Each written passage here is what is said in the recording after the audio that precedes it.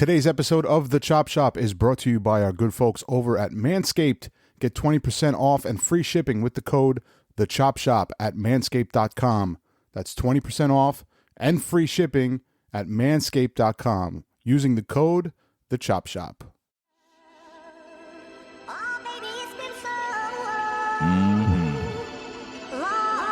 You know what it is.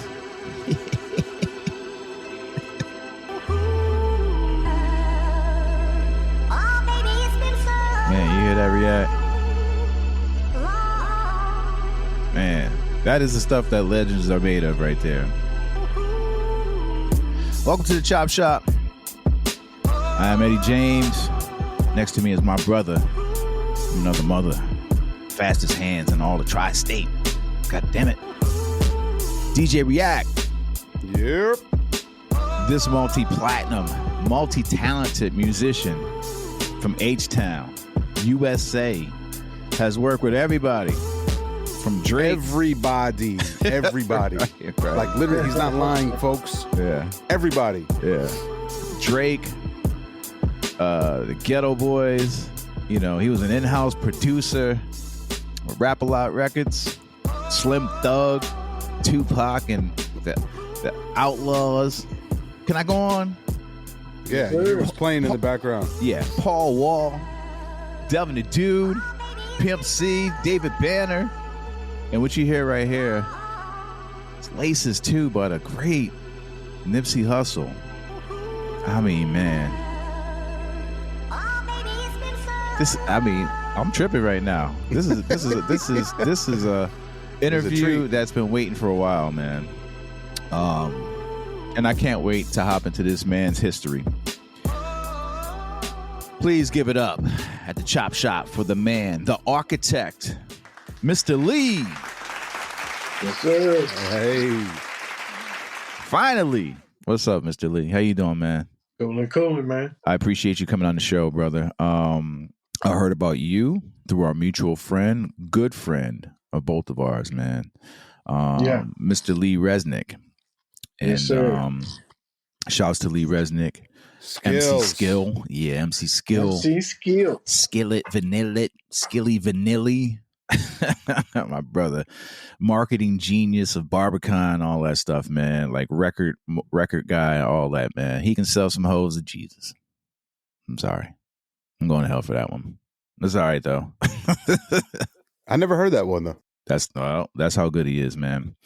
He had mentioned that he met you. You were introduced to him by the great Tony Draper. Is that true? That's facts. Man, that's facts. Just another legend. Like, how did that go down? I mean, me and Drake were good friends. We used to play John Madden football all the time in the studio. So, we used to kick it all the time. That was my homeboy. Right. And the truth is I used to whip his ass a lot. I know he probably won't admit that, but I used to kick his ass. You know what I'm saying? But he always looked out for me, man. I was like a little brother to him still to this day, the same. He'd just pop up, call me out the blue and talk music and just check on me and all that kind of shit. Man. So that's my partner, man. And he always wished the best for me. So he knew that Lee was going to be a piece of a puzzle that I needed. Mm-hmm. And he linked us up, man, and a lot of good things happened as soon as he made that move for me. Oh boy, did they ever, man? I mean, I'm looking at the first of all, your discography was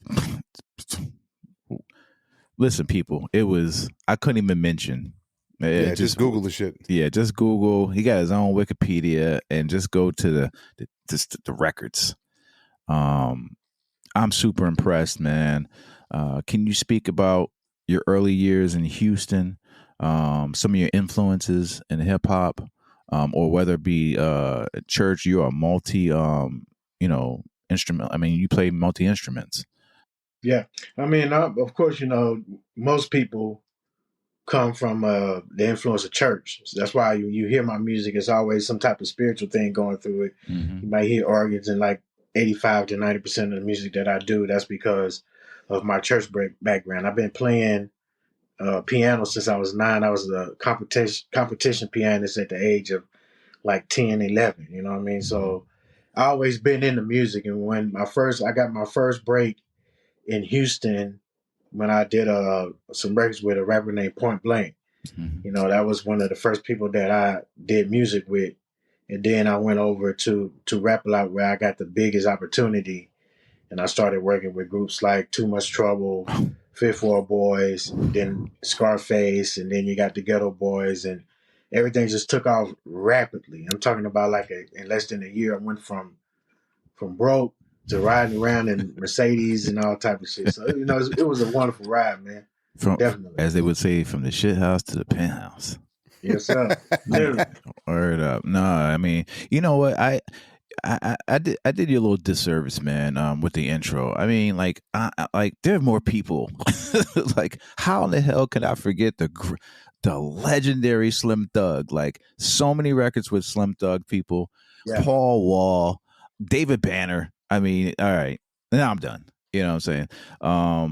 But man, but even before that, were you in Houston when the Ghetto Boys? Because I remember hearing, you know, Ghetto Boys for the first time, and I was just like, man. But I know they had records locally before they, you know, they came out with you know, My Mind Playing Tricks on Me.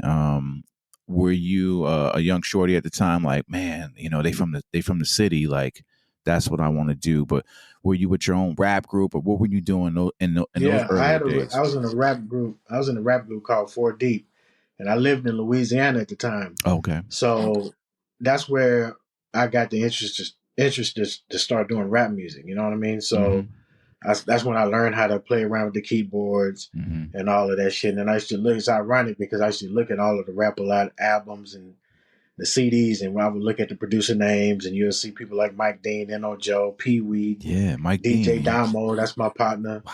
Beto, the great Yes. Beto that really gave me the grassroots of everything that I know today. He was the first major producer that I bumped into when I moved to Houston. So just to look at those credits and then go to Houston and meet those people was crazy, man. In It was Houston, definitely Houston's a situation. huge city, man. A huge city for you. So for you to break through and actually be a part of that, had to be something else.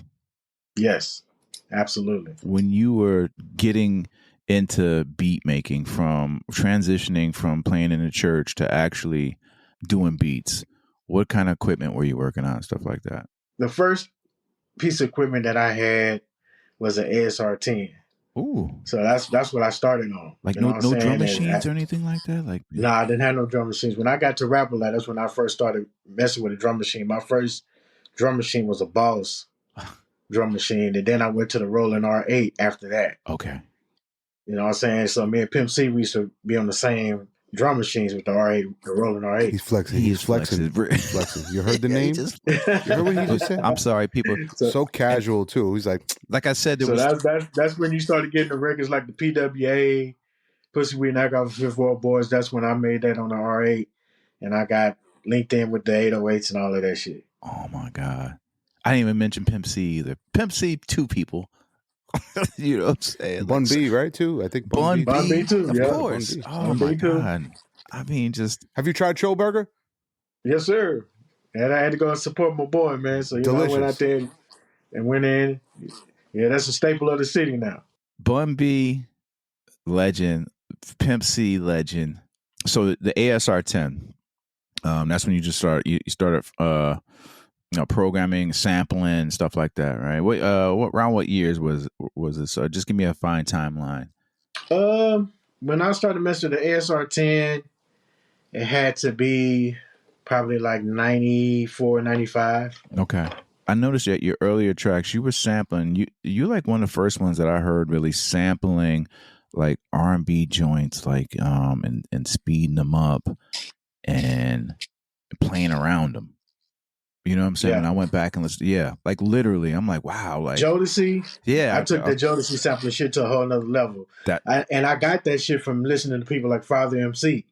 That's going way back when they were doing it. You know, when he was doing records with KC and they were dancing in the background and shit. That's right. You know what I'm saying? So I kind of studied all of that. You know what I mean? So it's a lot of trends that I set that I humbly don't talk about, but sampling Jodeci records was some shit that I put on fire. And when you're talking about making tracks with screwed up hooks in them. Yeah. I was that guy that took. I didn't invent that, but I took that shit to a whole another level when I started touching it. We're gonna talk about that later.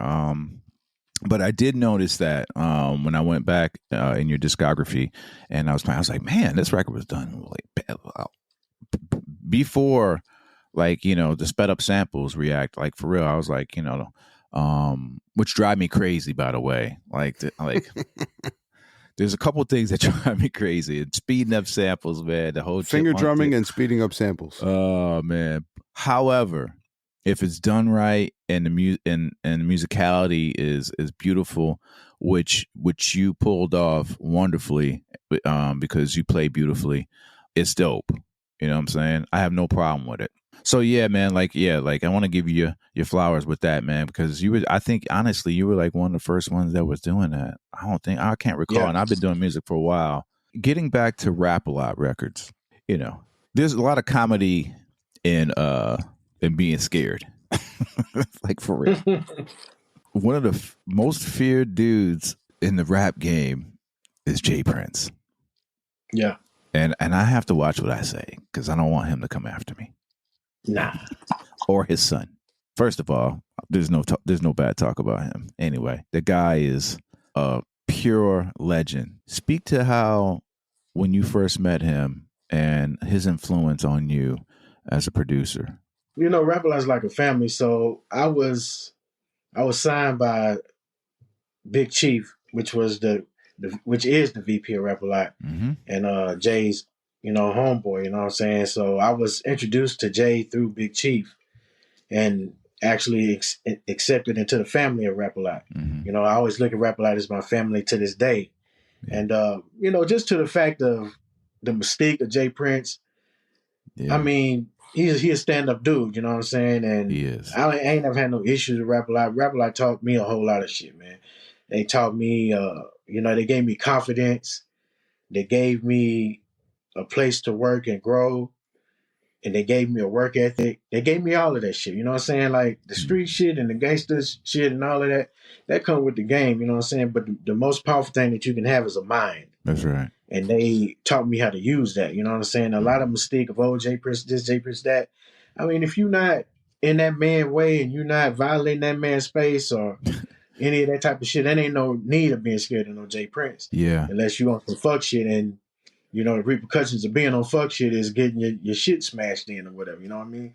He is a serious dude, man. Like, I've seen, you don't really see any people having any issues with Jay Prince, and if it is very short lived for whatever reason. I mean, he stand on what he stand on. You know what I'm saying? A lot of people, they talk that shit, but they don't stand on it. You know what I'm saying? This man been standing on what he's standing on for decades. You know what I'm saying? And I tip my hat off to him all the time. And even in my later years of being older, Mm-hmm. I can reflect on certain shit that I just didn't understand why he moved the way that he moved. Yeah. And then I have a moment where I'll be like, okay, this is why he did this shit. Yeah. This why he wasn't ever personal with business. This why this didn't happen. You know what I mean? You can't wrap your mind around things in real time sometimes until you sit back and reflect and understand why things occur the way they occur. You know what I'm saying? And everything about him is about respect. That's the main key word of a relationship with Jay Prince is respect.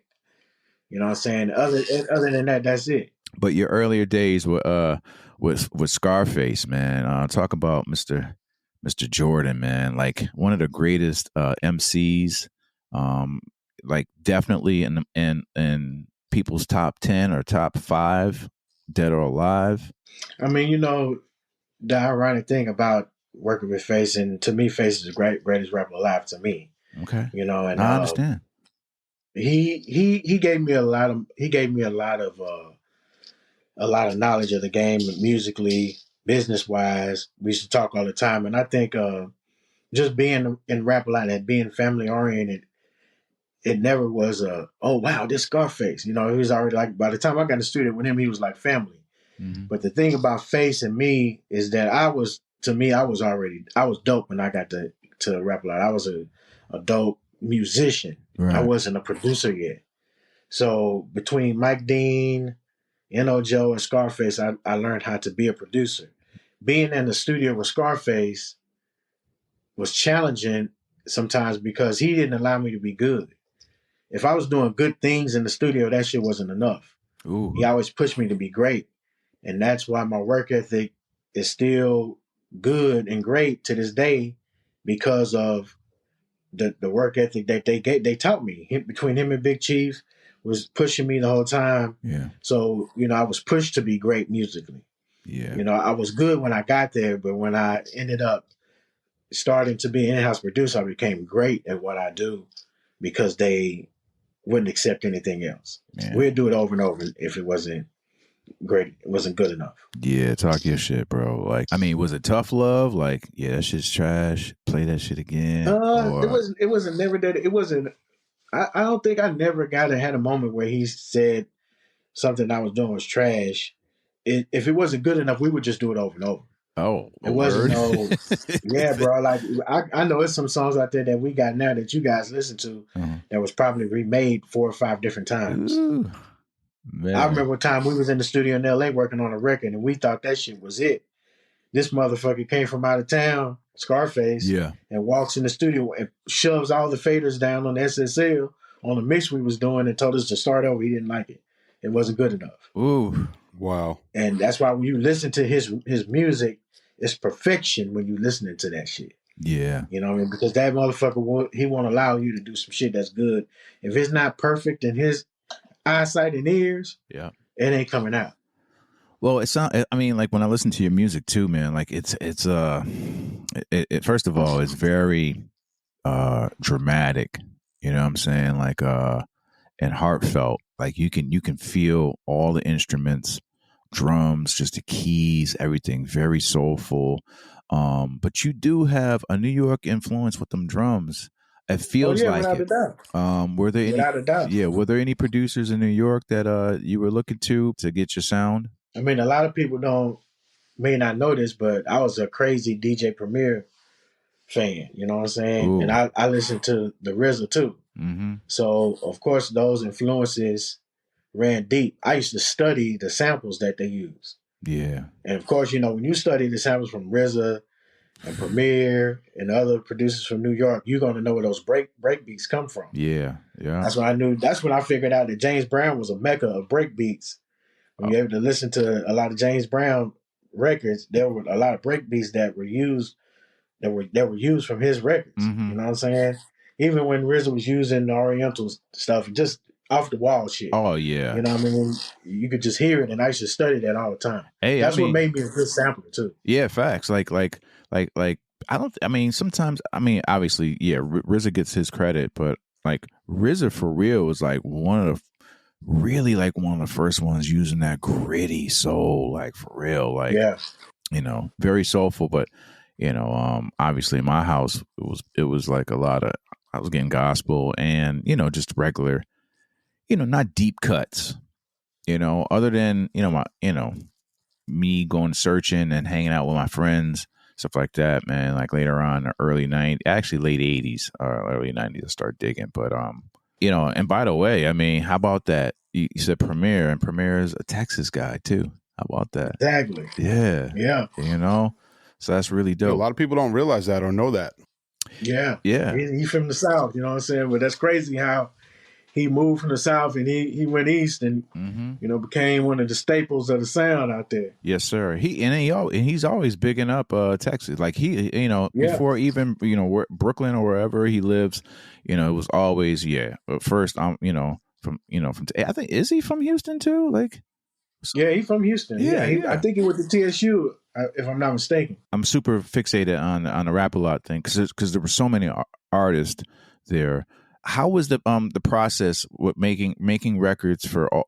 Were you guys like pulling in like, all right, we're doing this, we got the Ghetto Boys project. There's all these artist projects. How were you guys submitting beats, or was it just everybody like? I mean, we would just get in the studio and vibe. You know what I mean? But one of the biggest mistakes for me being in the studio, and I think I looking at it. In hindsight, I could have I was really intimidating in the studio because I would make a track in 10 minutes. You know what I mean? Like I make 5 to 10 tracks a day right now. Ooh. You know what I'm saying? So That's why if you go back and you look at my history at Rap a Lot, on every project I was 6, 7 songs deep on every project I was on. That's why. You know what I'm saying? And then I was, you know what I mean, musically I was a threat because I could play everything. The only thing I can't play is a guitar. And I'll probably figure that out too. But Yeah. I'm like, I should make a joke. I'm like the Black Mike Dean. You know what I'm saying? So, Yo, Mike. you know, I play everything. I know music theory. You know what I'm saying? All of the synths and shit. Yeah. Like when you see Mike Dean fucking with them synths, I brought that shit to the table when I came there. I was a synthesizer king. You know what I mean? Like you listen to songs like Three Kings and a lot of the Slim Thug records, You're Everything with the synths going through that shit. Yep. Those arpeggiated keys that's on there. I'm playing that shit with my hands. You know what I'm saying? That's not no arpeggiator on there. I'm actually playing that shit. Right. So a lot of the shit you see Mike do, that's shit I had brought to the table when I came to Rap a Lot. You know what I'm saying? So the synth feel and all of that shit, that really was my bag, you know what I'm saying? Yeah. But you know, Mike is my brother. Mike the king of that shit right now. Yeah, man, a great Mike. Probably forever will be, you know what I mean? So yeah, but it was just dope being in that position, you know what I'm saying? Yeah, I completely forgot about that too. Actually, Lee brought it up to me. He was like, "Man, you know, Mike Dean." I was like, "Mike Dean?" Like what? Like I was like, "Oh shit, yeah." By the way, Lee said he wants his plaque. Can he get his platinum plaque? Yeah, I owe Lee a couple of plaques. I know. Lee got 2 plaques coming from me. He got the Victory Lap and the Blue Laces 2 plaque. And then the Rap Niggas is really a plaque that we part of too, because I brought the producer in that actually did the Rap Niggas track. Yeah. So, you know, we actually have a plaque coming for that too. Yeah. He found you, like he used to look in the source, because the source used to have like a list of producers that were doing such and such, and he sought your name out and he was like, and that's how he got in touch with you, right? Or something like that. Or Tone Drake. Yeah. Which is crazy. Because I remember that. I used to look at the source all the time, like, who are these motherfuckers? And how come I'm not in this list? Actually, the Nipsey Hussle is the reason we latched in. You know what I'm saying? That's when he, I used to go out to New York and visit him and different stuff like that, and they were looking for me. Yeah. Because Nipsey had did a mixtape to one of my records, and they wanted to know who I was. And that's how all of that came about, man. It's a lot of history, and it's a lot of legacy in the things that me and Lee did that a lot of people don't even understand. Even not if it wasn't for Draper being a part, I owe him a plaque too, because without him, there would be no Blue Laces, 1 or 2 Rap Niggas, and none of that shit without these guys playing the position that they played to put me there. Well, wait a minute. You did the Blue Laces too, the first one? I did Blue Laces 1 and 2. Yeah.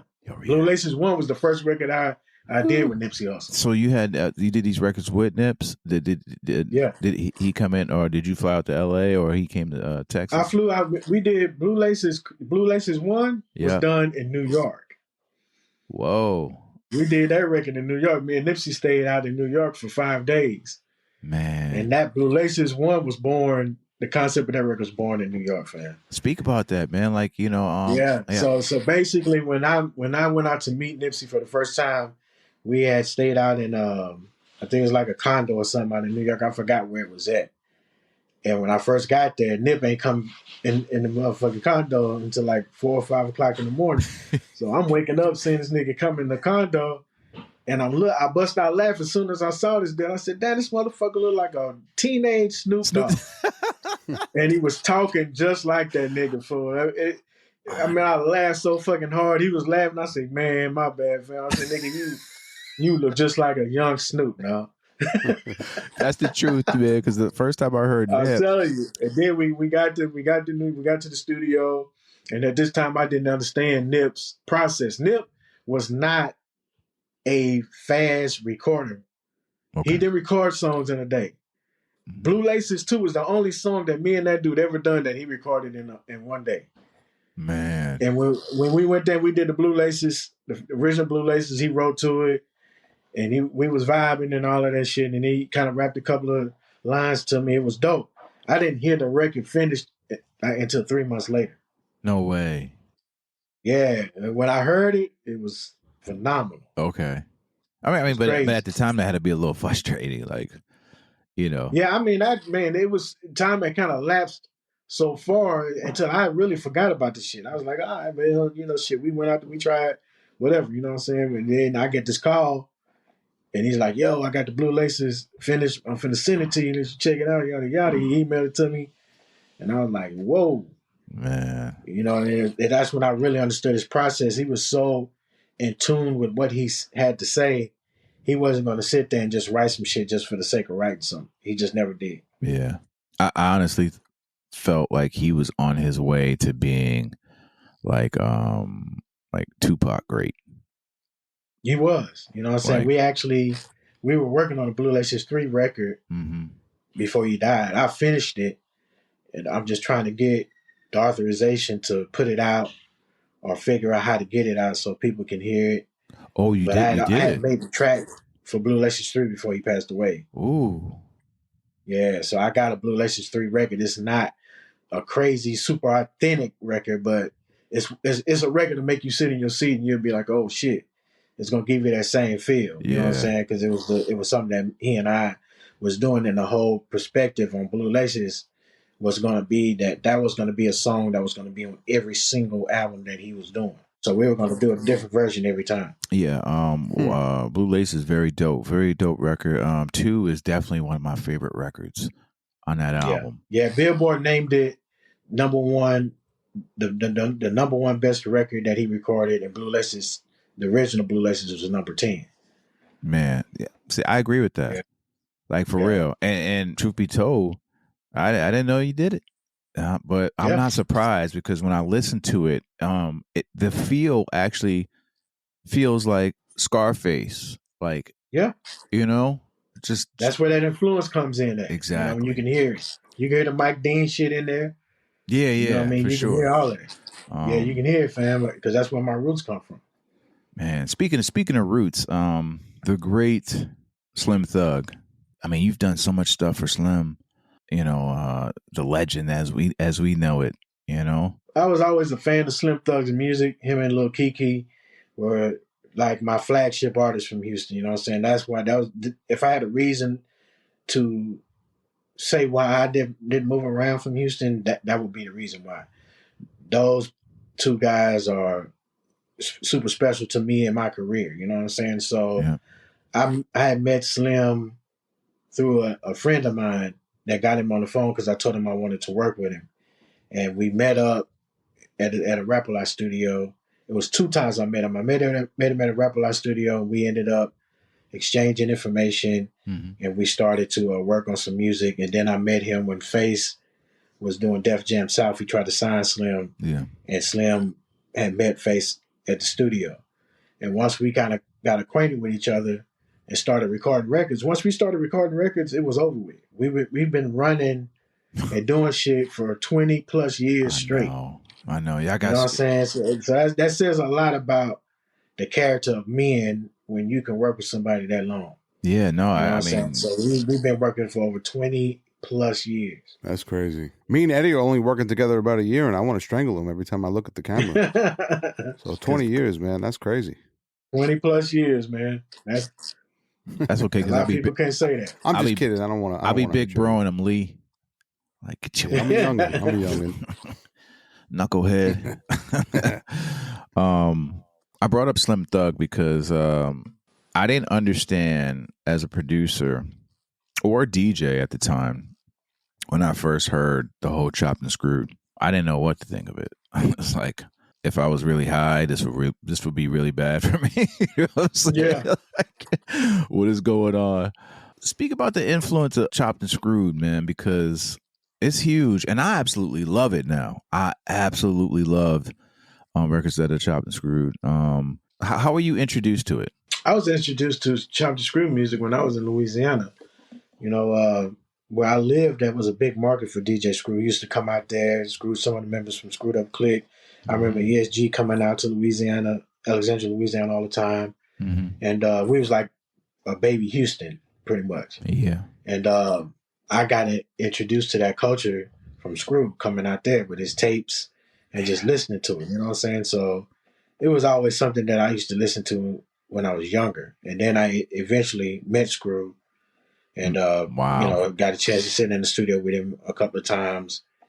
But that's our culture. You know what I'm saying? So that influence, you can hear it in my music too.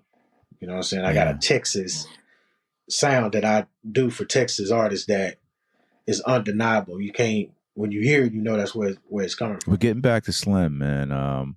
He's done so much. Like I said, a living legend, and just looks like a guy who I want to hang out with.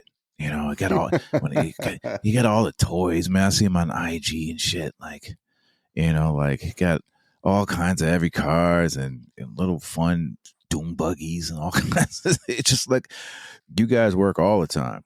In fact, we got an unreleased record, and it caught me off guard because when you sent it to me, you know, it was, he says, you know, Slim Thug. I was like, all right, cool. And I'm looking down the list, and you say hi, you know, it's Hi Jackson, and then the great Fred Hammond. I'm like, huh, that's different. Is it a Slim Thug gospel record? You know? Yeah.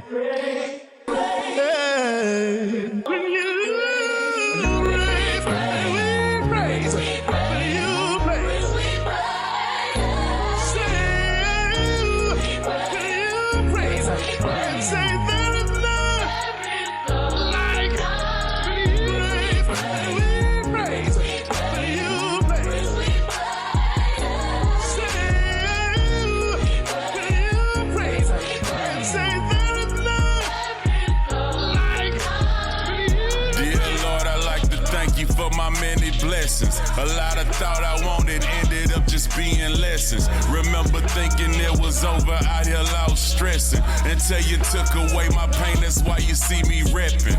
I ain't ashamed to praise, let him lead me out my days. When I was lost out in them streets, I let him be my ways. I'm here right now, well my haters now. They said I won't be round, they looking up, I'm looking down. It's God first and all my verses let the world know. You gotta get down with God if you're trying to be me, bro. Saw so many blessings daily, I keep seeing more. And now I feel like a hater if I ain't let you know. God first.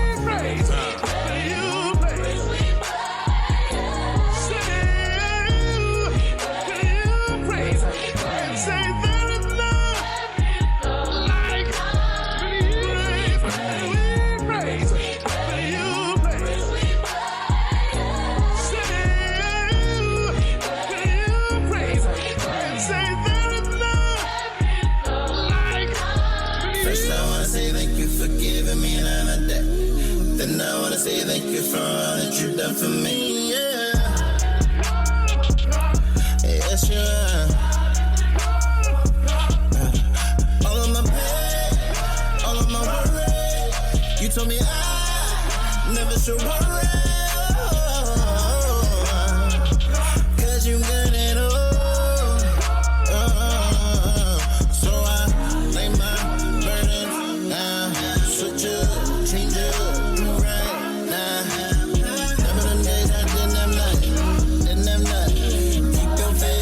This is crazy.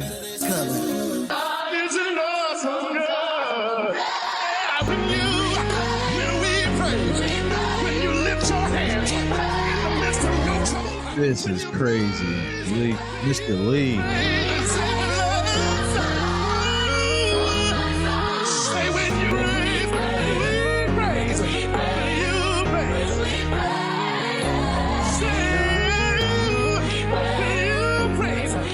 That's straight goosebumps right there, man. Hey, bro, I'm in my own lane. A lot of people ask me questions, and they ask me, they was like, well, you know, when I tell them I'm doing a gospel, I'm just like, oh, first thing comes out of their mind is Kanye. Mm-hmm. And I have to tell them, I was like, yo, this is not no Kanye shit. This is not no Kanye records, fam. I'm taking this to a whole another level, you know what I mean? Just sampling gospel records.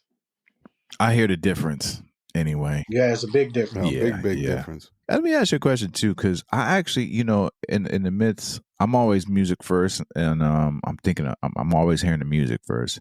Were you a fan of Devontae Swing? Man, yes, I am. Man. I am, bro. Heavily influenced by Devontae Swing. I don't even know how I miss not saying his name. Yeah. because I'm heavily influenced by his music, man. Like incredibly. I immediately like that's what I'm saying. I got the goosebumps, man, because it was fire.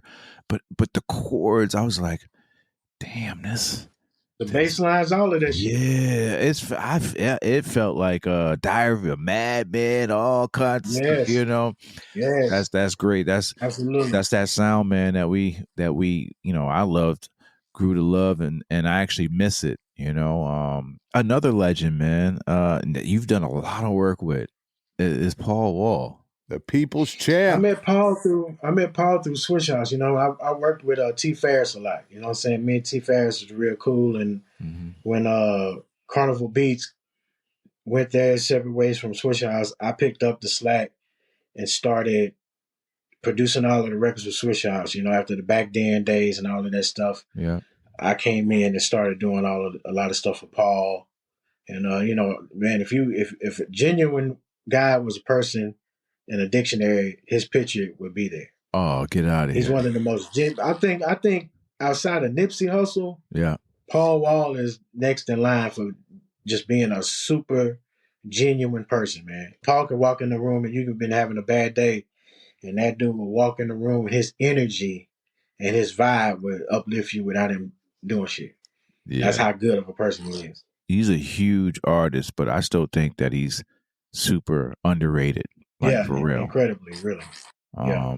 I always thought I was dope since day one. I understood it. You know, I was on to the sound. I did want to ask you about the 808 sound, right? Are you surprised that it has lasted so long?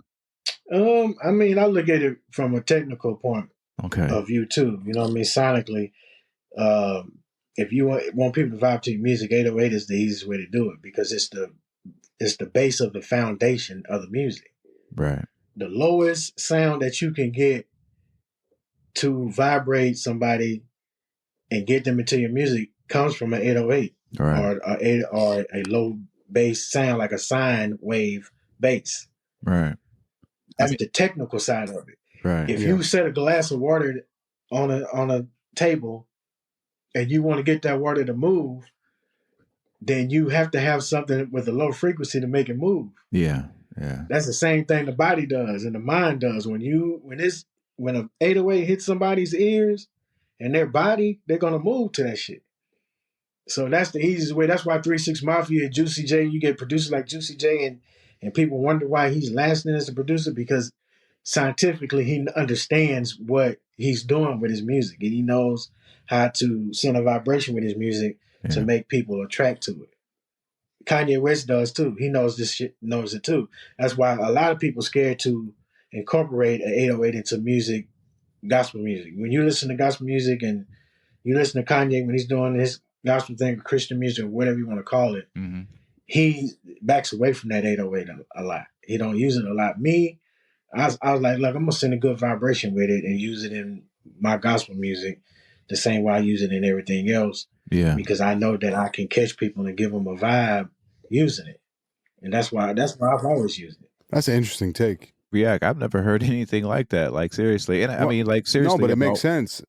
It if you does. really think about it, it makes total sense. I mean, our bodies are made of water, basically. Yeah, people thought Prince was crazy when he was talking about frequencies. How you can send bad vibrations with your music, and I laugh because a lot of these young kids that I come in and get in the room with when I play some of my music to them, and it don't have to be a gospel record. If I play one of my tracks to them, and they are on some Sayville, some drill type vibe, or their mindset is on some shit and they want to talk some weird shit, they're not going to get that with my music because the vibe of it is opposite of what their mindset is. Right. And I prove that every time I play a record, they're like, oh man. You be had them motherfuckers in their feelings. Yeah, I love this music, but man, do you have something else? And a lot of people wouldn't get that. I understand why. Yeah. You know what I'm saying? Because it is a real live vibration that spiritually moves people in different areas. I have so many people that come to me that walk up to me and like, man, your music raised me. your music saved my life all the time. And you said, you was like, hey, I feel something when I listen to your music. I do, man. That's why. Since why. since the Scarface days, Ghetto Boy days. Like when I hear Mr. Lee joint, I feel it in my spirit for real. Like and then you just played me a record when I all right. So when you hit me with the record, I'm like looking. I'm like Paul Wall, and then I look at. I was like, hi, Jack. And I was like, Fred Hammond. I'm like, it's a gospel record? I'm like, oh hell. So I'm thinking that, it's going to be super smooth and stuff like that. And I mean, come on. We just heard the record. I can't wait till you release it. I mean, are you guys going to release it? Or I hope you release it. Yeah, I was thinking about doing it in December, but I think I'm going to wait until the beginning of the year. Okay. That's gonna be a smash record, bro. I'm rehearsing with a band right now. We're getting ready to start going on the road. And I'm also getting ready to do what I call some inverted concerts. And I'm going to play all of my records live on stage, and I'm going to use the vocals from all of the records that I've done, the Nipsey Hussle, the Slim Thugs. And we're going to set up some type of projector screen thing and have them rapping. Yeah. But it's going to be me playing the stuff live, and they're not going to be there. So I'm just going to use the vocals. Man. And do the concert with my band. That's really dope. That's smart. When you're performing, what's your weapon of choice on stage? What are you, keys, whatever? Or it'll probably be keys, organ, and leads. That's my 3 things that I use the most. Can I get like 8 bars of something? Man, come on with it, man. I still need a DJ. So Ooh. Hey, well, hold on. Work it in. I'm a DJ, but React's the DJ. Like I'm okay. I have to get Lil Bro. When I tell you, Mr. Lee, he being a little modest right now. He don't know how to handle it. I love you, bro. Love you too, man. I always tell him. Hey, man, when you've been doing this as long as I have, fam, yeah, of course. It's like an arm. You know what I'm saying? It's just regular shit now. Yeah, absolutely. This show is about guys like yourself, man. I mean it with all respect. Like super, super, super duper underrated. All you gotta do is play the records, people. That's it. That's all I do. You know what I'm saying? I haven't really came outside yet. You know what I'm saying? So I'm about to have my Mike Dean moment coming up at the beginning of the year. I'm going to step out and explore some different things in different cities. And, I'm coming out to New York. I'm going to plant my feet out there. Lee had put me in. I was working with Mano like 10, 15 years ago. Yeah. And I had a record with him. I think it was it this year? I think it was last year. We did a record. And by the way, if you can come to New York, man, we got you. We're going to take care of you. Oh, yeah, without a doubt, man. I'm definitely tapping in. Yeah, man. So you did the record with Drake, In Too Deep with Future. Were you in the studio with those guys? No, I wasn't in the studio with them. They actually sampled the Get Throwed record. Get Throwed has been sampled about 15, 20 times. Oh, shit. And, I'm an old school nigga, so when they send me the shit, and if it's not reconstructed and it's me, I was like, y'all got to give me my credit for that shit. That's not no sample. Y'all actually just playing my shit and rapping on top of it. So, that's how that pretty much happened. I actually got wind of the record like a year before it came out. Right. So it was crazy when the Drake album came out. I wasn't even aware that the shit was on there. I woke up with 100 text messages. Congratulations. Like, what are you talking about? Man, I just heard your record on Drake's album. I was like, oh shit. You know what I'm saying? So I got a double platinum with that. I got a Billboard award for that record. Wait, you didn't even know the record was going to be on the album? I didn't even know it had made the album, man. Wow. Until it came out, which was great for me. I loved it, Oh, yeah. Super dope moment just to be caught off guard with something like that. Yeah. That's dope. And got Grammy nominated too. That record is super dope. I mean, we would play it, but we get flagged. Yeah. But yo, that's fucking crazy. You had no idea that the record got on the album. That's nuts. Yeah. It's just like even with the Busta Rhymes record. I had that record almost 2 years. Mm. And it was done 2 years ago, and it's coming out Friday. You know what I mean? So it's like crazy. Oh, wait a minute. Oh. This record right here?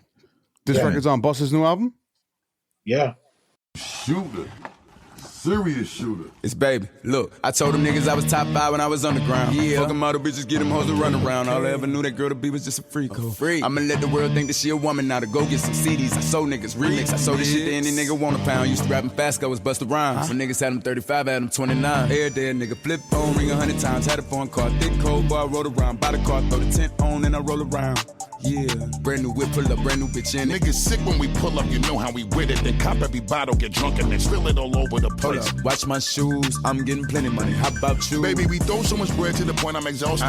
Drinking every bottle till a nigga get nauseous. 100 bitches by a nigga, all of them gorgeous. 100,000 on a nigga, mom in the office. Hand pick and eat a bitch, box of chocolates. Beat it, little nigga, for I cock the Taurus. Money growing bigger than a brontosaurus. Money I throw at bitches, got box the pouch. I fucking love Busta Rhymes, Shorty, bro. get that hoe for me. Get it. Yeah, shorty, sit that low. Bring it back, girl, go ahead and put it on a nigga like you tryna get in of a go. Niggas acting like they throwing money with bosses. You don't wanna do that, cut some of your losses. Every single thing about a nigga enormous. Lot of gold on a nigga and the diamonds is flawless. See, you motherfuckers can never do the shit I be doing. The best and you knew it. Been shaking and moving and showing and proving. You know that we chewing and business is booming. Don't come around me playing cause I ain't never fooling with none of you niggas. And when I spit it spooky to some of you niggas, to tell them the truth, see I ain't moving with none of you niggas. And body shit till it's time to be gone. Fuck up the building till I leave and I'm done with you niggas. Whole lot of shit just to get here. Trying to get in and fit in the city.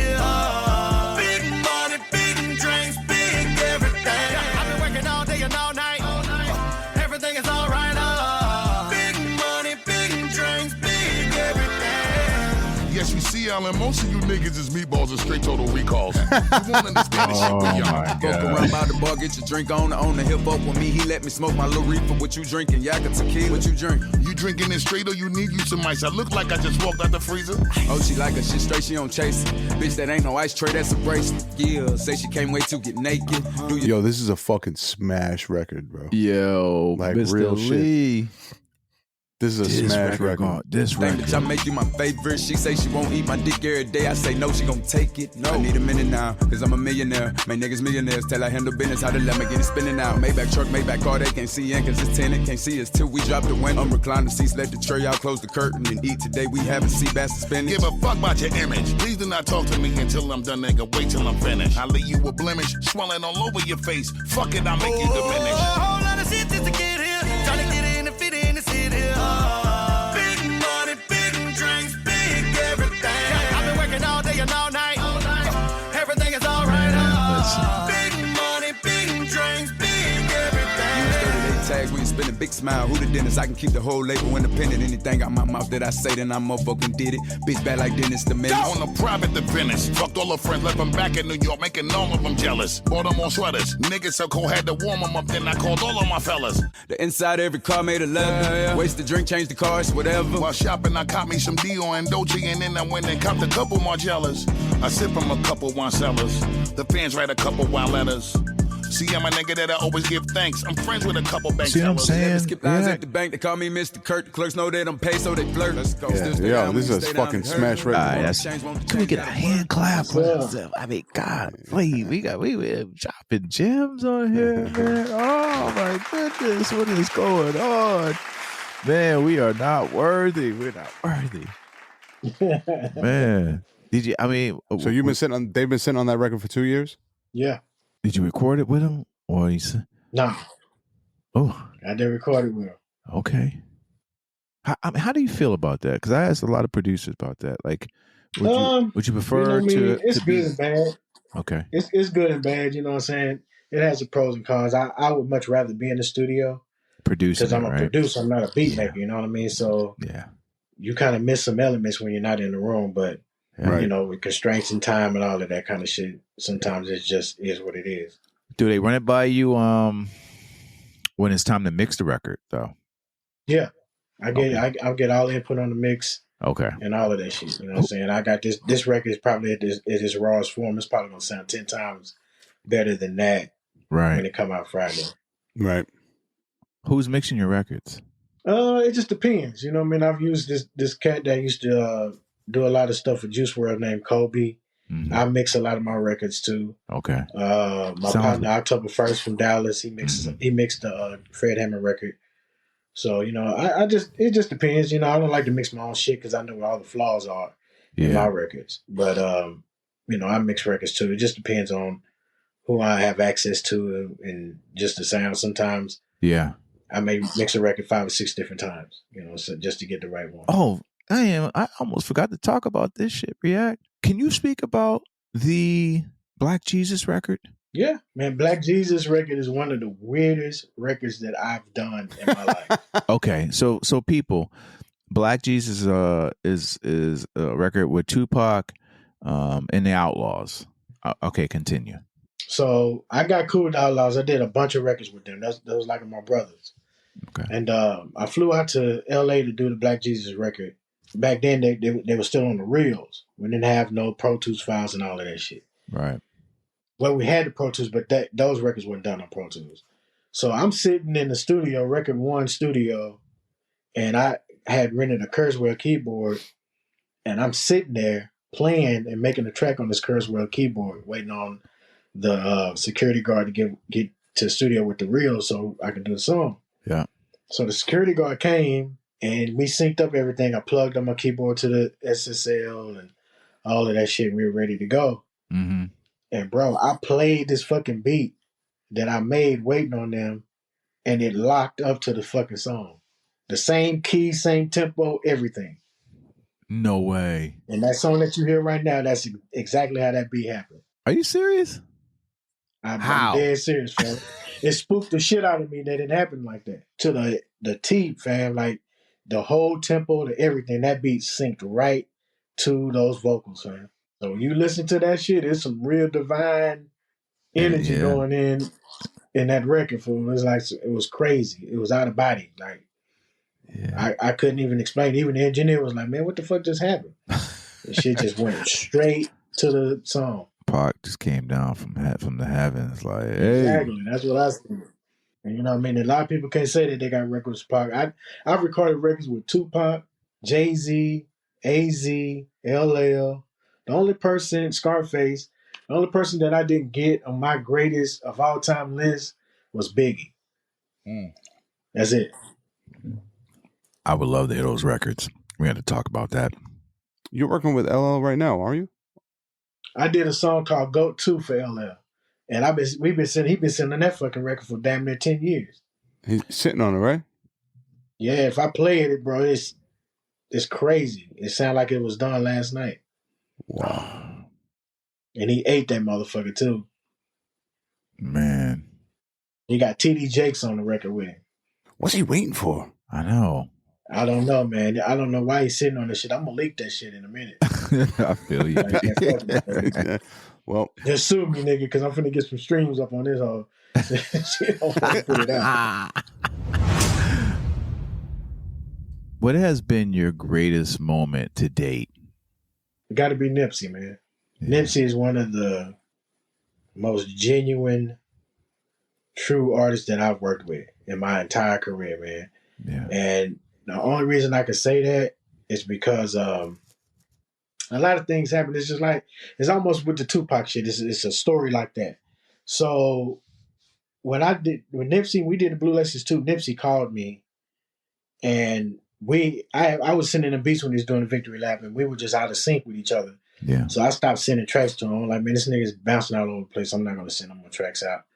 And he pretty much had the Victory Lap album done. And he called me and he said, man, I am not going to do my album and turn it in without you on it. I want to do another Blue Laces. And that's how Blue Laces 2 came out. Oh, man. I gave him the track. He dropped that track. He recorded the track the next day and sent it right back to me. And I was like, damn, nigga, you really recorded this shit in one day? All right. And I think he sent it out to LeBron. LeBron had the record too. And, you know, we were all listening to it. And it was just, what you hear now is what we heard. And I was like, yo, this shit's crazy. Yeah. So the record, that's history. The record was accepted. It was on the album. And I had signed my paperwork and all of that kind of shit. So in my contract, it said, if the sample that I used took 50% of the publishing, then I would be excluded from any publishing ownership on the record. And that's not abnormal. Right. You know, that's a clause that a lot of people are like, oh, okay, whatever. But you never expect the 50% to be taken out. Well, it was. Ooh. And like months after the album came out, Nip was telling me, yeah, he's like, yo, it was because it was discrepancies in the credits on my record. Other people's names was on my shit and all kind of shit. And I was raising, you know what I mean, concerns about I'm seeing other people with shares on my record. I'm like, yo, what the fuck is going on with these other people's name on my fucking record? Yeah. So, you know, we talked and he was like, yo, I'm gonna give you half of my publishing.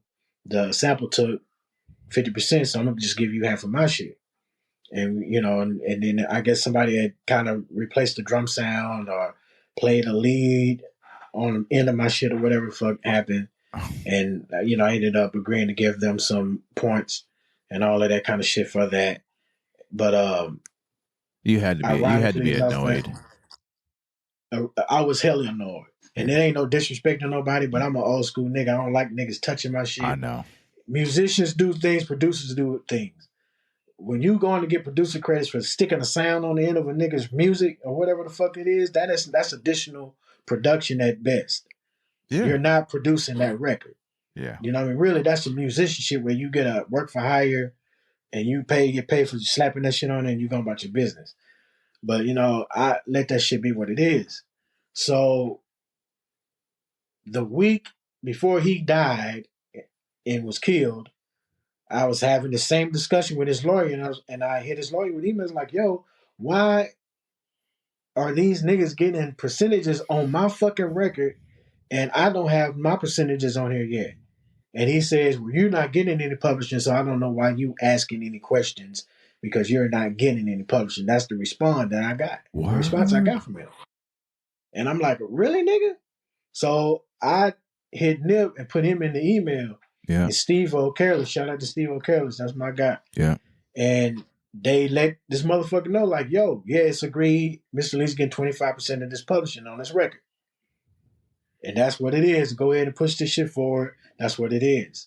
That was on Thursday. Sunday, he got killed. So just imagine if that shit hadn't happened.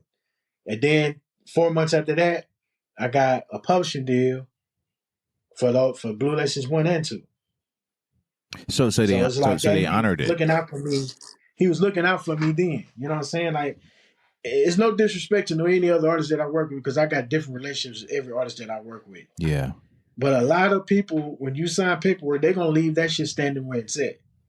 He didn't have to do that shit. He could have said, well, man, fam, you signed the paperwork. It's out of my hand. My team is saying this, and this is what it is. Yeah. He didn't do that shit. I've had positions where I was stuck with some paperwork. That's why I wrote a book. Because I was like, people need to know what the fuck they're signing. Yeah. And producers need to understand this too. I'm going to leave y'all with some game on this shit that you might not know. Everybody's talking about masters. I want to own my masters. I want to own my masters. I'm the owner. But we put, as producers, we're the foundation of that master being built and created.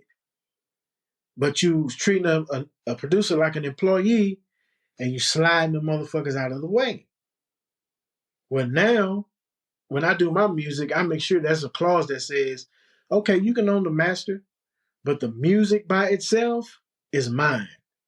So if somebody want to sample a record and just sample the music and not sample it from the masters with the words in it, I can get the master fees for the sample instead of the record label charging $40,000 and putting the money in their pocket and not allowing us to get a piece of that monetization. You feel me? Yeah. Because a lot of people don't understand there's a master fee for samples and some people give you some publishing. All right. And I know this shit for a fact. I had a deal where I had produced a record for an artist here in Dallas, and the song ended up being on EA Sports for FIFA Soccer. Mm-hmm. So they gave $60,000 for the use of this song that had never came out. Well, before that deal could be done, I had to rush and sign a producer deck with Def Jam and do all of this shit with Def Jam before I can even partake in this deal.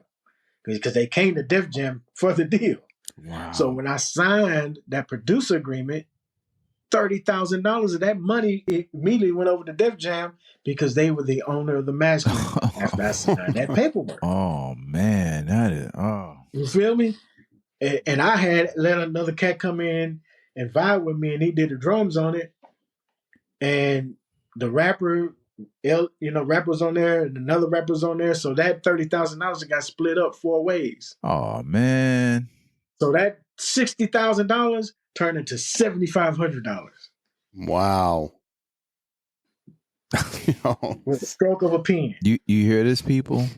Mr. Lee is over here giving gems. Yeah. That's why you have to do it. Like I wrote a book, and my book has every contract that I signed throughout my career is in this book. And I'm teaching people about this shit. Mm-hmm. A lot of people don't understand. They don't see the importance of this shit, but bro, I'm giving them the whole game. Yeah. And everybody's in the whole thing about, I own my masters, I own this and that. I will give you some more gems. Rappers, don't be out here saying that you own your masters if you have not supplied producer decks to the producers and signed artist agreements with the people that you're getting verses and music from. Because until you establish ownership with paperwork, you are not owners of that master. And at any given time, if something pops off and some money is in the play, that producer can go in and say, well, I'm part owner of this master because I never signed my rights away. And can hold your shit up or do anything or make you pay more money if you sign a major deal with somebody and there's no paperwork involved. Yeah. You're not the owner. You're a part owner.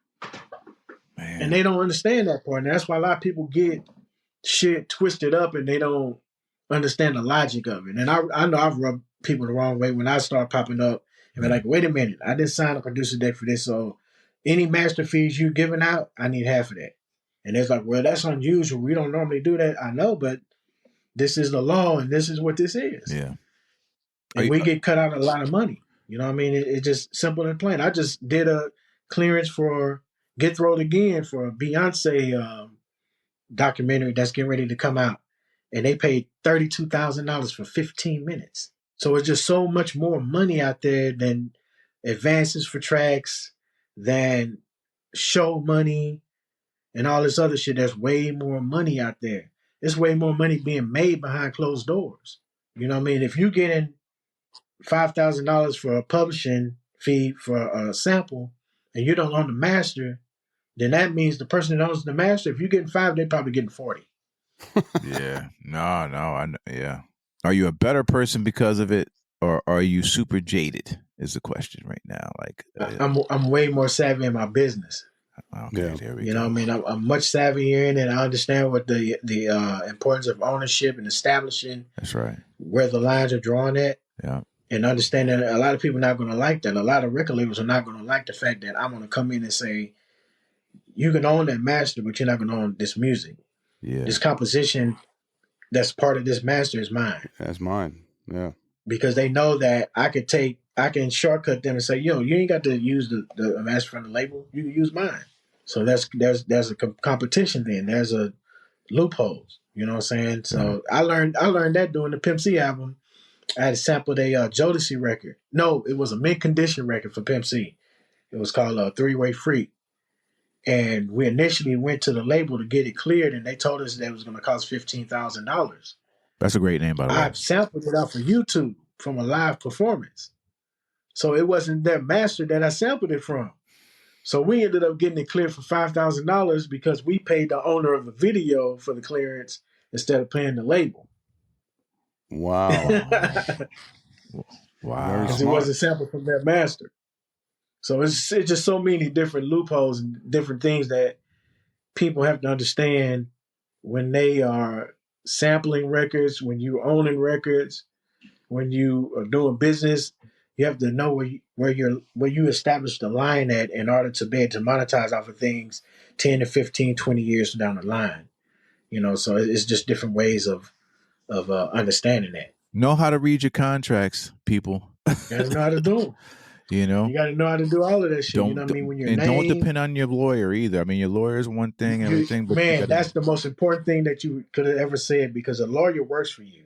That's right. A lawyer has monetary gain in your contract situation. Once he negotiates and you put the ink to that paper, his job is over. Yours just beginning for the tenure of whatever you signed for. That's right. So you have to be very careful of doing that, even with your name. Like people don't understand, you can set your name up as a business. Yeah.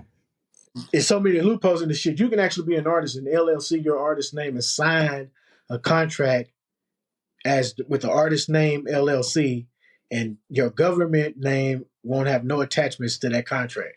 And you can go somewhere else and do a whole nother name with somebody else, and there's nothing that can hold you from doing that. But nobody's going to tell you that shit. I think you should be teaching a class. And that's somewhere. why the labels run you in, and they put this contract in front of you, and the lawyer's looking at it like you said, and the lawyer look at the clause that says that they will own the rights to your name and likeness. And when you sign that shit, and if you have any conflict and you walk away, they own the name. You can't even use the fucking name. Jake One told us that John Cena don't even own his name. Yeah, they own that shit. Yeah, I just seen where the McMahons own it. Terrence Howard, when he did the Hustle and Flow, Hustle and Flow. Yeah, he only got $12,000 to do that movie, and then he said that all of the records that he performed, he didn't get any publishing money for it because they listed it under the character's name that they owned. So he didn't get any publishing for none of the songs that he did. You fucking wonder why Hollywood went on strike. Yeah, I mean, bro, it's so many shit people. Is crazy. Fam, there's so many people out here that are living the mystique of being successful, and they're really not. Yeah. And it's sad. This is not no capture. This is really sad.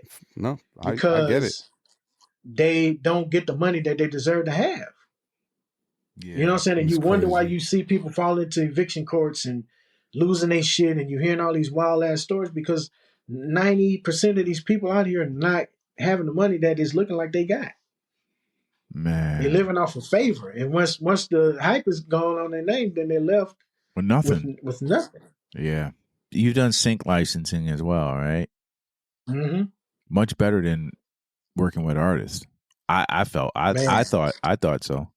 It's way better. Yeah. I mean, even with me now at 50 years old, I'm becoming an artist. Yeah. And I'm going to start gigging and doing different things. Yeah. It's just too many different ways to make money now. It is. You know what I'm saying? I don't really focus on being I'm not a hip hop producer anyway. I'm a music producer. Yeah. So I'm getting into doing scoring and different things like that now too. I'm doing a TV show. I'm developing a TV show right now about my life story. Yeah. And you know what I mean? It's just a lot to unravel. You know what I mean? It's just so many different opportunities out there.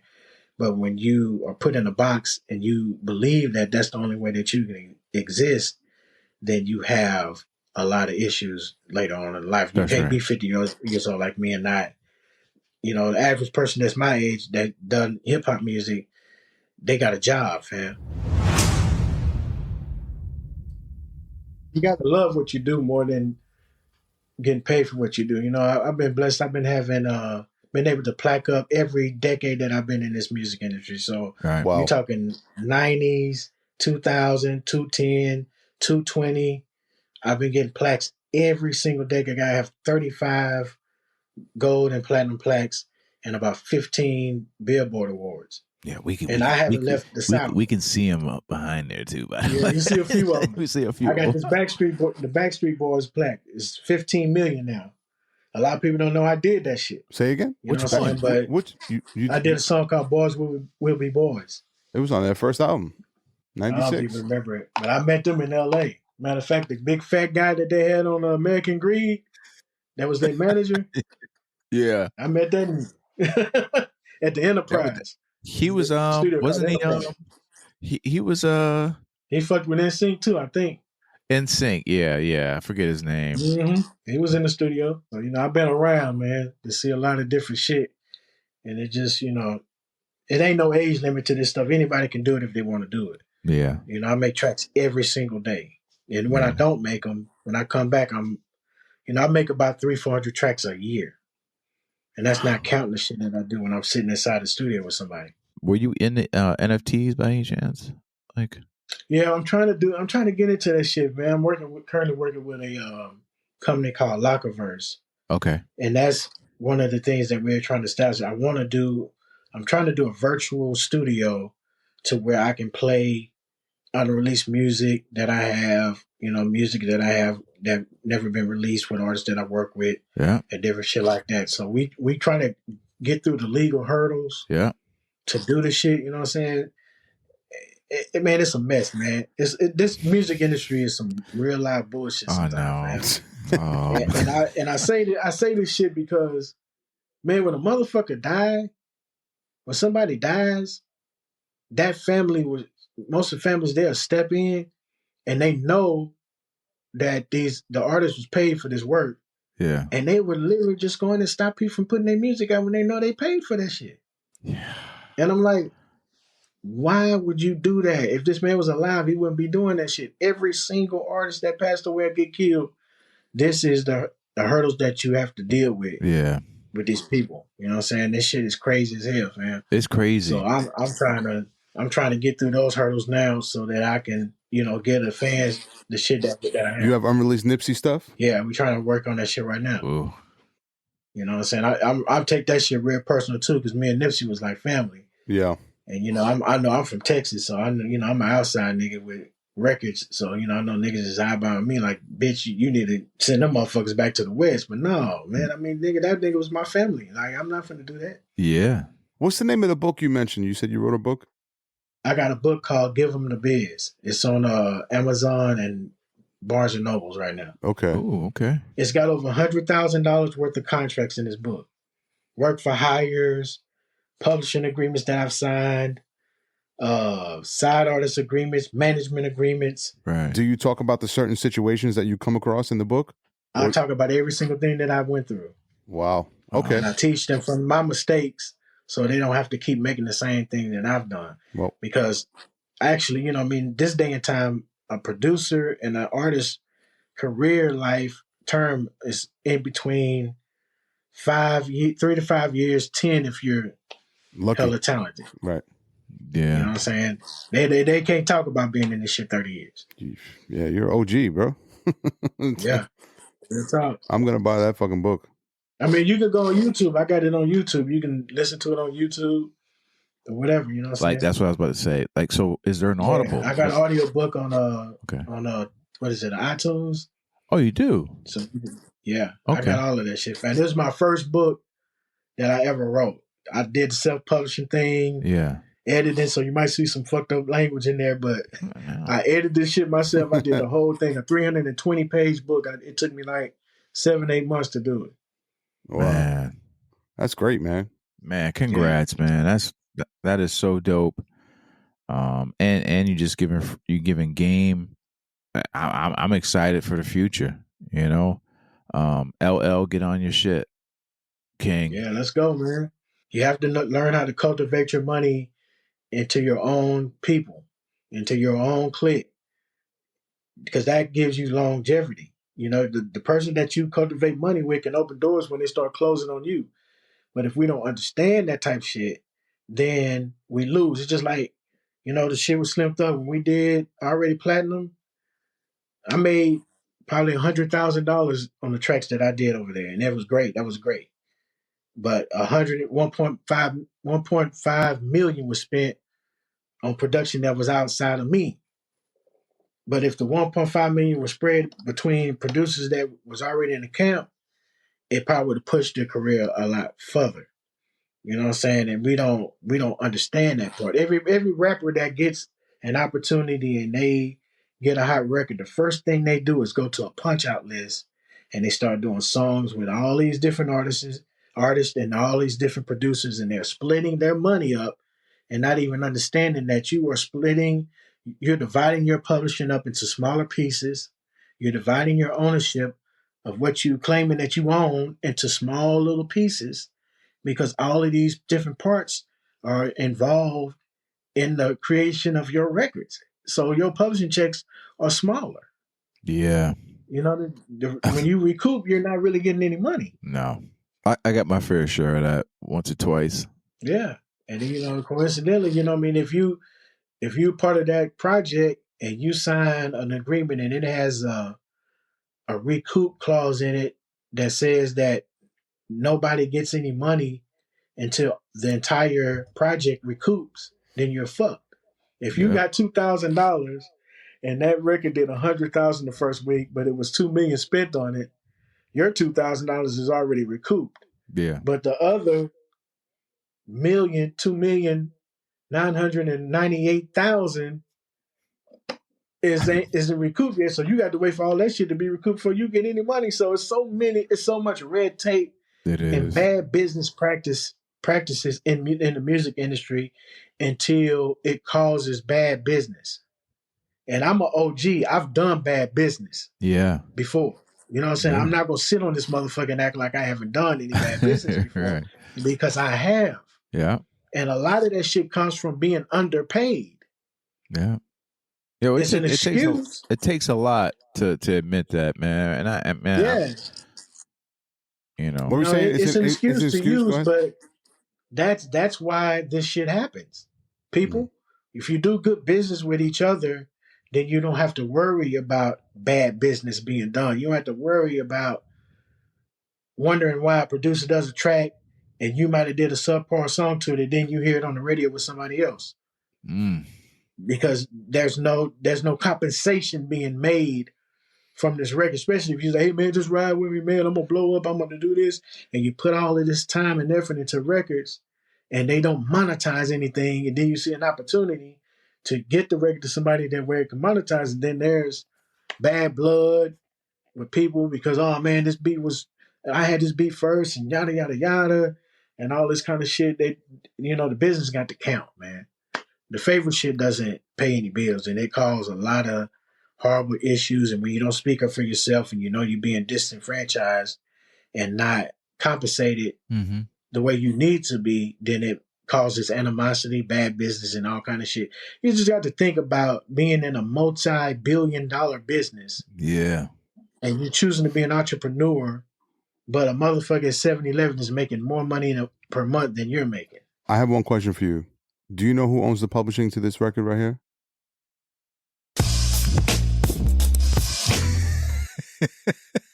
What's the name of the song?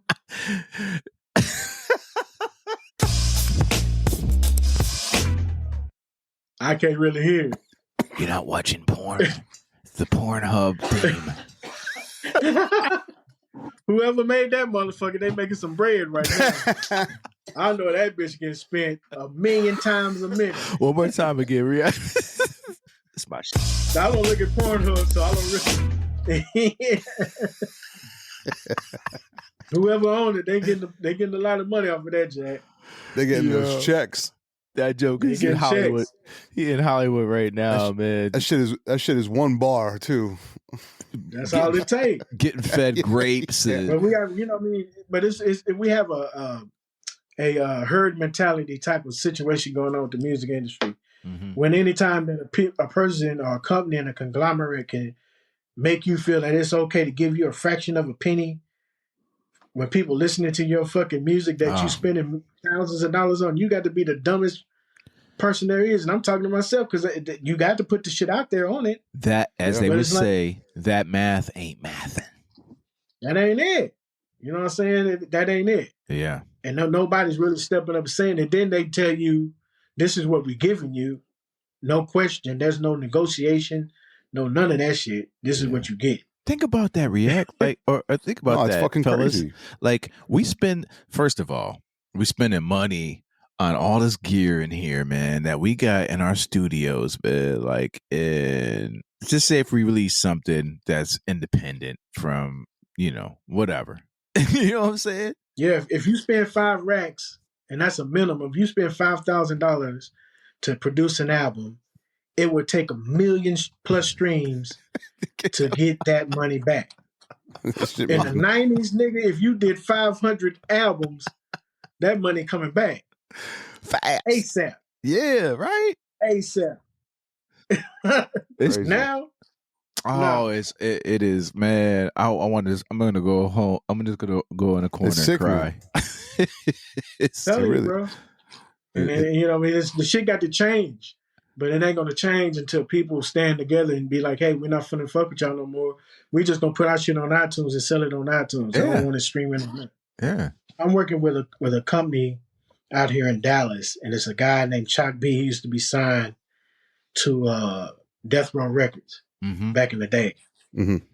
He has some software that he's just put out on Apple. It's on Apple right now called VisiDot, where you can scan pictures of a person and it'll take you to all of their merch and all this kind of shit. Right now, he's getting ready to implement subscription-based situations on this app to where an artist can load their music to that program and they can charge their fans a subscription to listen to their stuff instead of having it on Spotify. So they're trying to do like you might get an artist average subscription cost is $2.50 a month.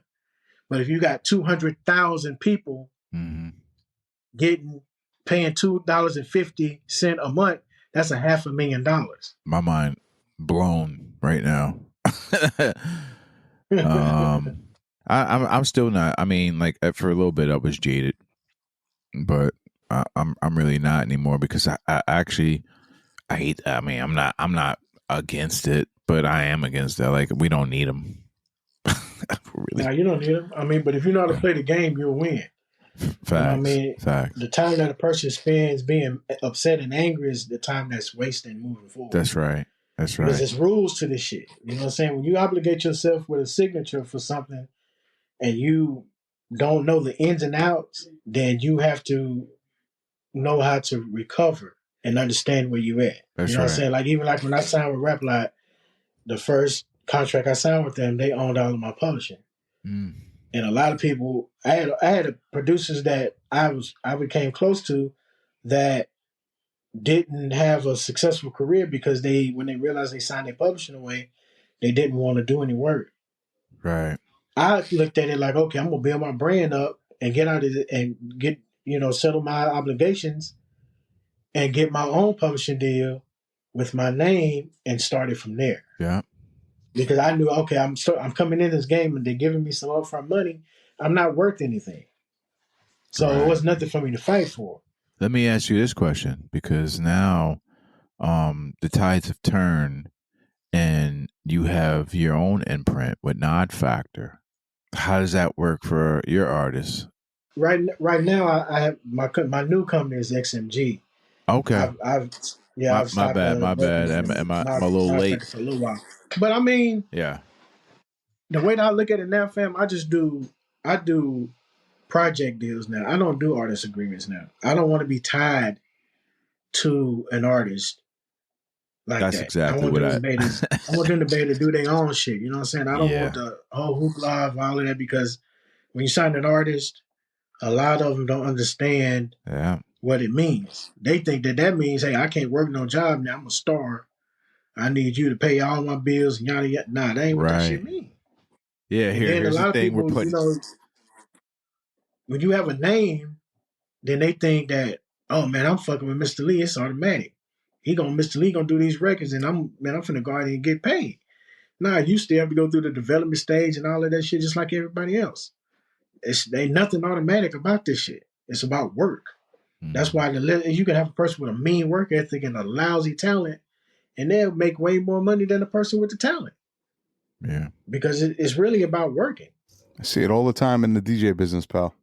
Yeah, I'd rather have content that's coming out every month with different people on it than to sign one artist. I know a lot of whack fucking DJs.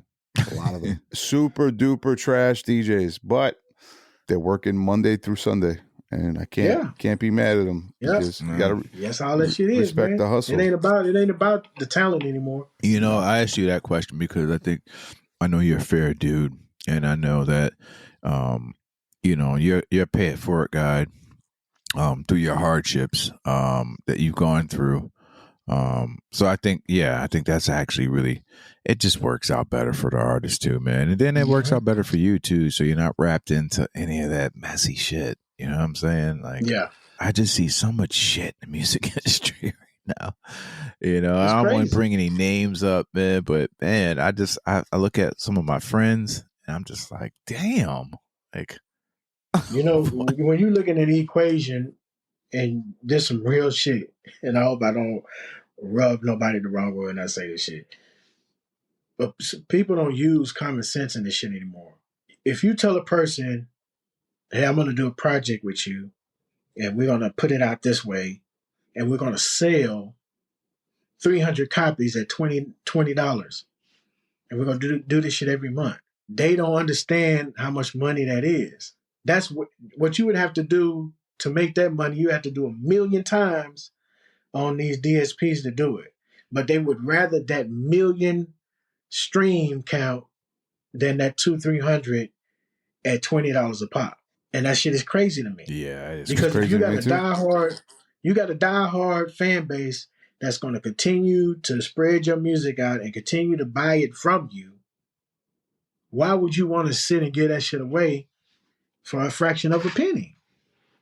If you can do it that way. CDs didn't fade out. People just stopped using them. They still in the cars. All of that shit. You know what I'm saying? Like, you choose not to do that shit because it's cheaper. I get it. It's cheaper to upload it to the computer and hit send and send it over to a DSP and do whatever you do with that shit. But on the other hand, if you getting this money and if you put out a tape every month, Yeah. and you can make $3,000 to $4,000 a month with ease, Yeah. then there's no reason that you should do that shit. When a label come for you and you've been making this money, then it upscales the value of who you are and your masters and everything else. That is correct. But a lot of people don't understand that. Yeah. They don't get that. What do you think about what Taylor Swift did with her whole master? I think that was a profound move that she made. You know what I'm saying? Because there's always a way out. Right. She hurried up and she expeditiously got out of her anger of the situation that was going on, and she realized, okay, motherfucker, you're not going to give me my masters back. I'm just going to recreate the motherfuckers again, and I'm going to load my shit up and sell it how I want to sell it. Man. You know, and people like her and, you know, people in the same bracket with her, they get advances to put their records on these DSPs. They're getting money up front. You know what I'm saying? A lot of other people are not. You know what I mean? It's just a different route to the shit. You can take different routes to get there. Yeah, I heard Irv Gotti talking about that, and it was really trash. I'm going to tell you right now, it was super trash what he did to Ashanti and made her go through all that, because you're never going to catch that magic again to recreate those records, man. I'm like, no, but see, when it goes back to making a decision to sign a piece of paper that's true. giving your rights away. So if you have to be mad at somebody, it starts with you. I understand. That's why nobody will never hear a story from me saying that I was upset with Rap a Lot and they fucked over me, they did this and that. I learned everything that I know from sitting around in Rap a Lot. You know what I'm saying? And I understood what I was giving away when I signed my paperwork. I knew what I had to do in order to gain my value. Mm-hmm. Yeah. So you can't cry about that shit and ask a motherfucker to get the shit back when you sold it. That's like selling a car and realizing you miss it, and you go back and, hey man, can I give you the money back and get my car back 2-3 years later, 30 years later? Yeah. You can't do that shit. It's just like with land. My family in Louisiana own a lot of land. They had an opportunity to sell some property to Walgreens, a drugstore chain out here. I'm quite sure you know they up in New York too. Yeah. They sold a piece of the property to them. I was pissed off when I found out about it, because I'm like, why did you sell the property to these people? You should have leased it to them. And once the lease is over, they can renew the lease, or you could tear the shit down. That's right. And lease to another company. Yeah. But we don't understand that type of logic. And a lot of people sell shit and they don't have, once it's done, that's it. You ain't getting no more money. Yeah. You know, it's the same thing with the record labels. They have put this check in your face, and they saying that they're giving you this and giving you that. They're not giving you shit. You have to earn that money back. Yeah. And then it's like getting this, you know, I'm gonna put this shit in a real live perspective that everybody can understand. Can you imagine getting a mortgage on a home and you paying for it for 30 years, and the last payment that you make on this house at the end of your 30-year term, the mortgage company turns to tell you, okay, yeah, you did pay us for the mortgage, but we're gonna keep the house. You can stay in it, but we're keeping it. That's essentially what you're doing. You're getting advances against a master that you're creating, and then once you pay all the money back, you still can't get the ownership back. You can't get that publishing back if you signed your publishing over to somebody. So, we can look at everybody and say, oh, you're a despicable motherfucker for doing that. He was a businessman. Well, he said basically, I have, what else do I have? He took advantage of the situation. He did. He took advantage of the situation. You know what I'm saying? But you have to be smart enough. They went for it though. To get the right lawyer to look at that shit. Exactly. And I'm quite sure she didn't have the right one. I know she didn't because of the situation that she's in. I tell a lot of people now, if you're going to give ownership of the masters away or use it for leverage, have an expiration date on when the ownership reverts back to you in the paperwork. All of that, after 30 years, they got to give it back. No, they don't. Okay. And then half of you don't even know how to go back and revert that ownership over after the 30 years is up. You know what I'm saying? But shit, I ain't worried about some shit that I did 30 years ago. If it is what it is. Right. I'm making my money outside of that shit. You know what I'm saying? I'm not going to sit back and fight about some shit that I signed away 30 years ago. With all that being said, are you free? Do you feel? Yeah. Okay.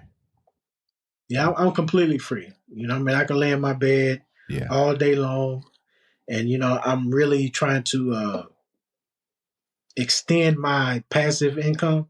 Yeah. So I'm learning how to trade stocks. I just started day trading about maybe 2 or 3 weeks ago. I started with $700. Yeah. And I made $11,000 with $700. Oh, wow. Yeah. And I don't understand how the fuck I did it. Some kind of way I was trading options. Yeah. And I got an option that was like 79 cents. And it had a threshold where I was able to buy it at $30. Yeah. And it went up to like $50. And I had 100 shares of it though. Yeah, well that's what the options are. Yeah, it's 100 shares. Yeah, and that shit ballooned like crazy, fam. I closed out of that shit and I looked at my fucking app and it was like all this money. I'm like, what the fuck? I had 3 stocks that I did like that. What are you using? Ameritrade? TD Ameritrade? I started on Webull. I'm using E-Trade now. Okay. And I went on YouTube University and started learning this shit. So this is not investing advice, people. I know, right? Gear that you're using right now for the nerds. What are you using? Man, you know what? I'm finna come out the bag, man. I was a Stern MPC guy and a Logic guy. Just that's all I was fucking with. Right now, I'm making all my shit on Fruity Loops. Bro, I was an FL hater. I hated FL, fam. I was like, man, that's some more bullshit ass. Man, I was one of them niggas that was talking down on FL. FL is the best shit I've ever seen. FL, oh my god. FL, bro. No way. FL 21, that's what I'm working on. Wow. It's the most creative shit I've ever worked on in the whole 30 years I've been doing this shit. Have you tried the beta with the stem separation? I'm using all this shit. Stem separation built into FL Studio now. Bro, my motherfucking sampling shit is through the roof now. It's crazy. I know. I just did a beat today where I made a track and I played like some, contemporary like gospel type shit. Yeah. And I was able to skim off some Rod Wave vocals and put it underneath the fucking hook parts. I'm not hating. I can't. I haven't used it since like 3. Yeah, it feels the truth, man. Wow. It ain't hands down. I ain't switching up after this. It's a wrap. Word. I got a cat out here that I mentor named Young Tago. He did a lot of shit for Rod Wave, Kevin Gates, and a bunch of other people. Shout out to Young Tago. And man, that motherfucker would sit here and just draw shit. Man, this motherfucker would sit and draw chords out and don't even listen to him, fam. Yeah. And after he draw that shit in, and he hit play, and that shit is doing everything that he wanted to do. And he can't play not one key. Get out of here. But he can draw that shit in, and when he draw it in, it's immaculate, bro. Ooh. It just blows my fucking mind. It's crazy. Man. I'm playing all of this shit, doing all my finger movements and rolls. This nigga drawing that shit in, man. I'm like, you a whole ass nigga for that shit, dog. What's next, man? What projects we got coming out? And what? Right now I got the TV show shit that I'm doing. Okay. I got my gospel album that's getting ready to come out called Glory, and I have I'm getting ready to start doing the inverted concerts. Yeah. Me and Slim is always working on some music. Dope. You know, it's just it's up, man. Busta Rhymes. Just out there getting to it. Busta Rhymes coming. Busta Rhymes coming out Friday. Yeah. You know, about to get back in with my partner T-Faz, probably work on some new records with Meg Thee Stallion. I got a record out with Erica Banks from Dallas. Yeah. Dope record I did with her this year that came out. So, you know, just staying current, man. The old fella just still kicking the bottle down the road, man. Not bad for an old geezer, right? That's what I used to say about I still say about myself, right? Yeah. We truly appreciate you, man. People, please go out and support this man's music. I mean, come on, man. Like, I mean, Blue Laces 2, Nipsey Hussle, Drake, Slim Thug, Paul Wall, man. I mean, Face. Incredible, man. Too many people to name. Yeah, man. But thank you so much, man. We truly appreciate you, B. Look, I'm from West Side, California. Hey, run up on me. Ask you where you from and check your tats under your clothing. Hustler, go hard, make sure my knot's swollen. Fuck you. Say the wrong hood, bullets explode, and I trust few people these days, cause that's gold. I see niggas get killed for who they roll with and chose to keep inside they circle, Satan sitting on your sofa. Same nigga that shot you was the one you used to smoke with. Cold shit, my whole clique notorious. You heard of us? 6 soldiers, murderers. You still serving clubs? Jealous nigga, you broke as fuck. Yo, bitch on my nuts. Spilling Patron out my cup. She can't get it.